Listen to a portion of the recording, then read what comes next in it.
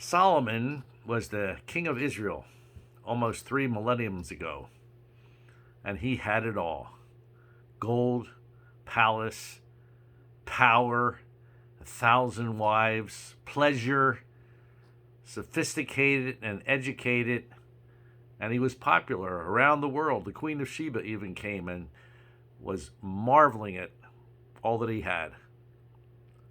I think his life could be summarized in 3 words, and I'll tell you what they are in just a moment. But first of all, let me say hi and welcome again to another Heart to Heart Talk. I'm John Kuert, the pastor at Alpha Assembly in Clarion, Pennsylvania.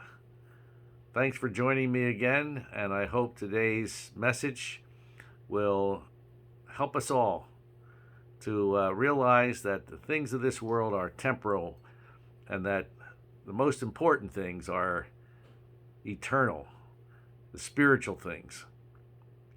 Well, here is what I think. This is my summary of Solomon. He had it all: thoughts, things, and thrills. There you have it.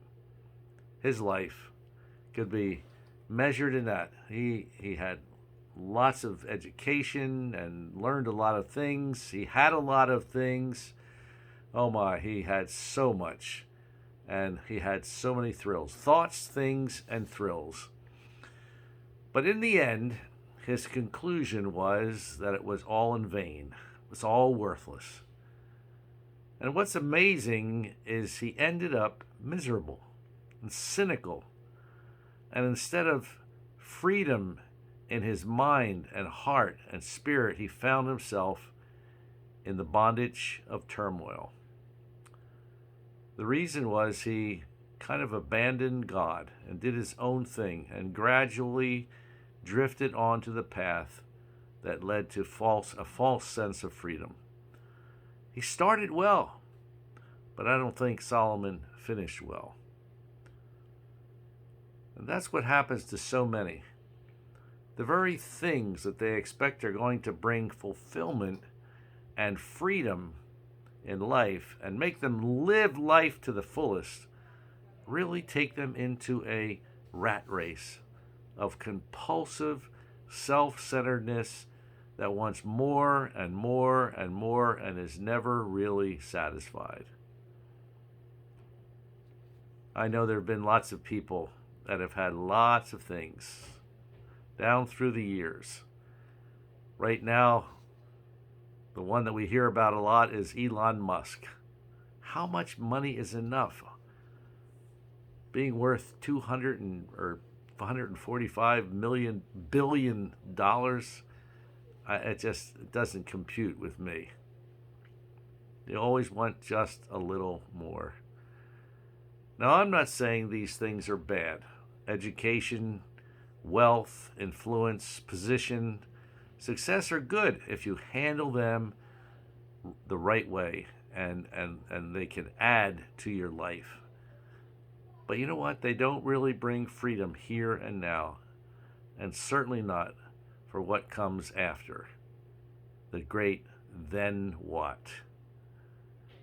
The story of Ernest Hemingway is interesting. Years ago, there was an article in Playboy magazine about Ernest Hemingway. I didn't read it. I just wanted to make that clear. The article, though, talked about how Hemingway had no regard for God. He lived his life any old way he wanted to. He was quite a licentious man. He drank too much. He smoked too much. He had many illicit relationships and affairs. He pretty much did anything he wanted to do. And at the end of the article, it was bragging on how much this guy lived his lifestyle, ignoring common standards of morality and society, and yet was a tremendous, smashing success. And the closing line of the article was this quote from the Bible. It said this: "The wages of sin is death, but obviously for Ernest Hemingway, it paid off." And it left it just like that. And it wasn't 6 months later, after that article about Hemingway, that he put a shotgun to his head and blew his brains out. He committed suicide. His last words were, "My life is as empty as in a vacuum tube in a television with the plug pulled out." No, he wasn't free. He was a slave to his own desires. There was no way that he was free. You know, Proverbs 16:25 says, "There is a way that seems right to a man, but in the end it leads to death." But I'm so thankful that we can know fullness of life. We can have freedom through Jesus Christ and knowing him in a personal way.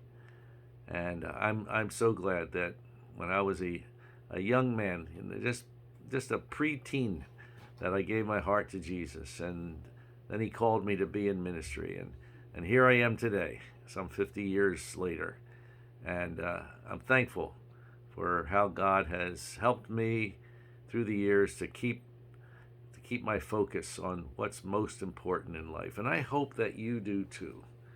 Keep the important things first. Make the first things, the big things first. And you know, if you put God first, I believe Jesus said, "Seek first the kingdom of God, and all these things will be added to you." And it's so true. Well, that's it for today. Thank you so much for stopping by my office once again for this little thought, and I hope that it challenges you, and share it with somebody. That's a good idea, isn't it? Share that thought with somebody today even, and throughout this week. Well, God bless you. Have a great day. Lord willing, we will see you soon at church, Alpha Assembly, 499 Granville Pike in Extension in Clarion, Pennsylvania, right down from the campus of Clarion University. I might add that if you're watching this during the week of July 24th through the 31st, that next Sunday on July 31st, we are going to be having our church picnic. So we will not be at the church at 10:30 as usual, but we will rather be having our service up in Cook's Forest at a pavilion there. And if you want to call the church or call me, I can give you directions. Well, God bless you. Have a great day. We'll see you soon. Bye-bye.